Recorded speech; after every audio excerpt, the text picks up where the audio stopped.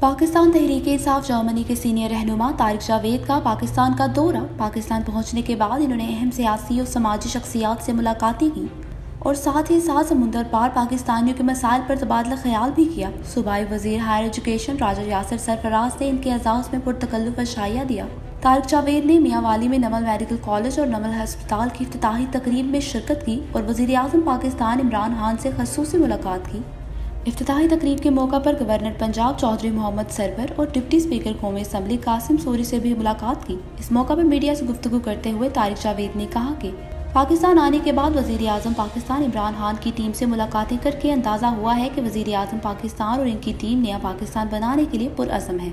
वो पाकिस्तान से करप्शन का खात्मा करके दम लेंगे। वज़ीर आज़म पाकिस्तान की कारकर्दगी देखकर हमें फ़ख्र महसूस हुआ कि हमारा इंतखाब दुरुस्त है और हम पाकिस्तान की सालमियत की ज़ामन सियासी जमात के कारकुन हैं।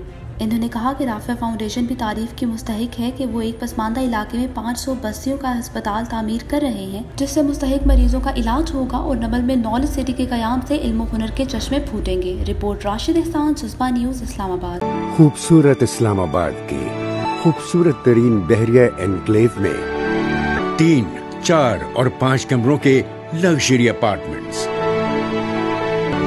The Centrium, iconic living.